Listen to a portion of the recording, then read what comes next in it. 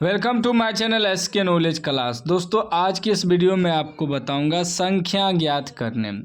सवाल कर है दो संख्याओं के वर्गों का अंतर 180 है। छोटी संख्या का वर्ग बड़ी संख्या का 8 गुना है तो संख्याएं ज्ञात करें। ठीक है ना। और इसी में सवाल चेंज कर देता है, सवाल सेम रहेगा यहाँ तक और कह देगा इस कथन का समीकरण लिखे। तो दो तरीका से सवाल पूछता है। कोनो सवाल में आपको सिर्फ समीकरण निकाल के छोड़ देना है, जिसमें कह देगा कि संख्या निकाले तो पूरा हल करना होगा। ठीक है ना। और जिसमें कह देगा कि सिर्फ समीकरण निकाले तो समीकरण निकाल के छोड़ देना है। तो ध्यान से आपको समझना है। कह रहा है कि दो संख्याओं के वर्गों का अंतर 180 है। छोटी संख्या का वर्ग बड़ी संख्या का 8 गुना है।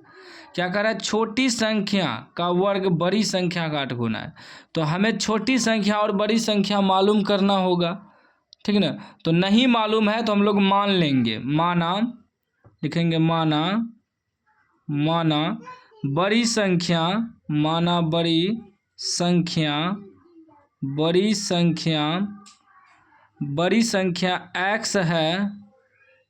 x है तथा छोटी संख्या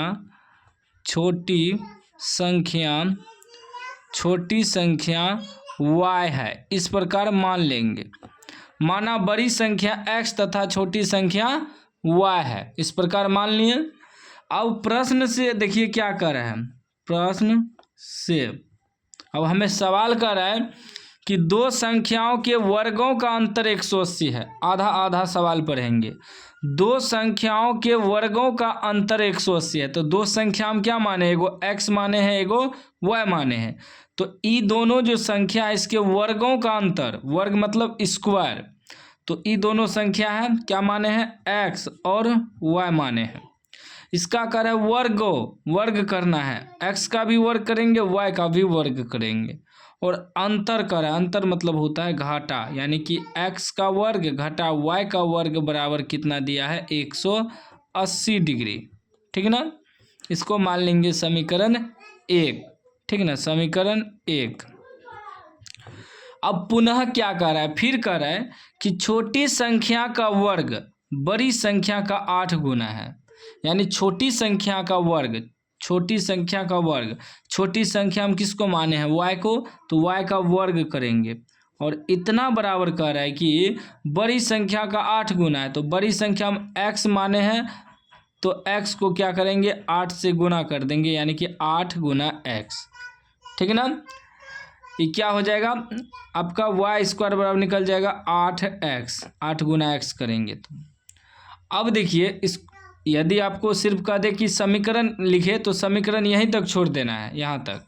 लेकिन हम यहाँ कर रहे हैं संख्या ज्ञात करें तो इसको हल करेंगे। तो अब क्या हो जाएगा कि x square minus Y square बराबर कितना निकला है, 8x। 8x लिख देंगे। इतना बराबर क्या दिया है, 180। ठीक है ना। देखिए ये X square minus Y square बराबर 180 दिया है।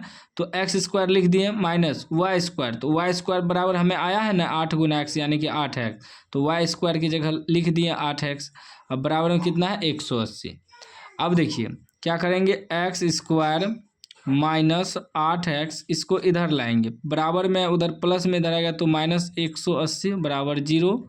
अब हम गुणनखंड करेंगे, x का मान निकालेंगे, इसको गुना करेंगे तो कितना आ जाएगा आपका, गुना करने के बाद ये आ जाएगा 180 गुना एक्स स्क्वायर।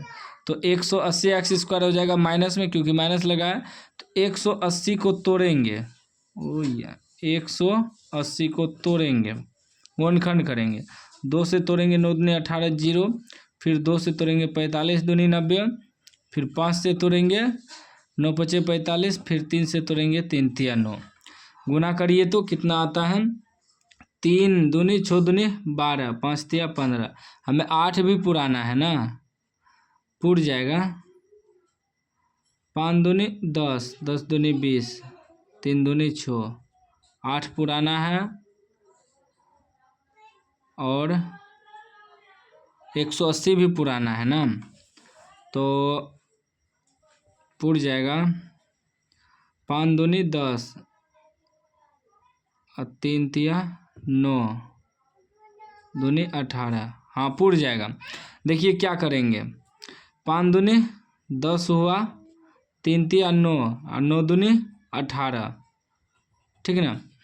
तो यानी कि क्या करेंगे, माइनस में 8 पुराना है ना, तो प्लस 10 रखेंगे माइनस 18 रखेंगे, ये दोनों को गुना करेंगे तो 180 आ जाएगा, और 10 में से 18 घटाएंगे तो माइनस 8 भी आ जाएगा। तो इसको क्या करेंगे, ऐसे लिखेंगे